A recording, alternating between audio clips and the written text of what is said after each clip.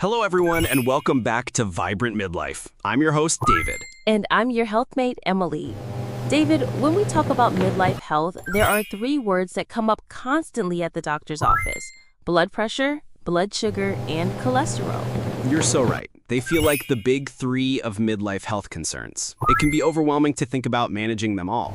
But what if there was a unified approach, a lifestyle that could tackle all three at once? That's exactly what we're talking about today. We're diving into a major report from the U.S. National Heart, Lung, and Blood Institute that reviewed the most effective, science-backed lifestyle changes for managing these big three. We're going to give you the ultimate evidence-based guide. Fantastic. So where do we start? What does the science say is the most powerful tool?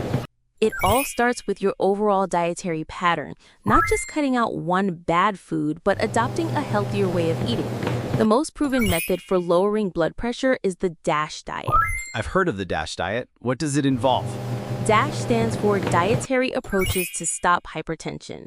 It's a diet rich in fruits, vegetables, and low-fat dairy, while being low in saturated and total fat. The evidence is incredibly strong. It's especially effective for people with high normal blood pressure or stage 1 hypertension. So more plants, less saturated fat. What about carbs?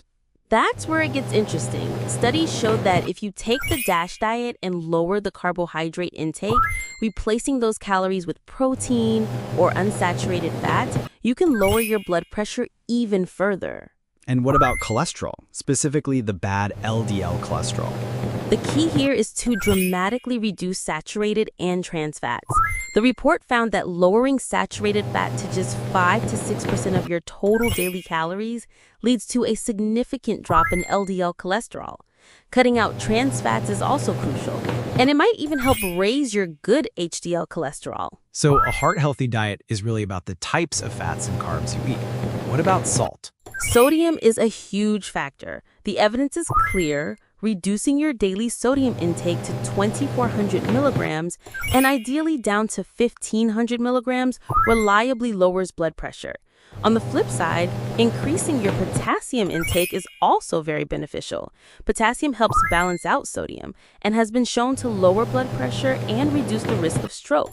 That's a great overview of the diet side. Now let's talk about exercise. What does the research say is the most effective type of exercise for the big three? For blood pressure and cholesterol, aerobic exercise is the undisputed champion. Regular aerobic activity like brisk walking, running, or cycling has a powerful effect, lowering systolic blood pressure by an average of 3 to 5 points and diastolic by 2 to 3 points. This works for people with normal blood pressure and those with hypertension. And what about its effect on cholesterol? Aerobic exercise is effective at lowering the bad LDL and VLDL cholesterol. Interestingly, the report noted that its effect on raising the good HDL cholesterol was less consistent across studies, so more research is needed there. What about strength training? Does lifting weights help with cholesterol? This was a surprising finding in the report. Based on the studies they reviewed, the evidence that strength training alone improves cholesterol levels was not clear.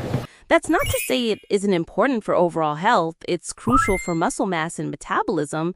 But for directly managing blood pressure and cholesterol, aerobic exercise is the proven winner.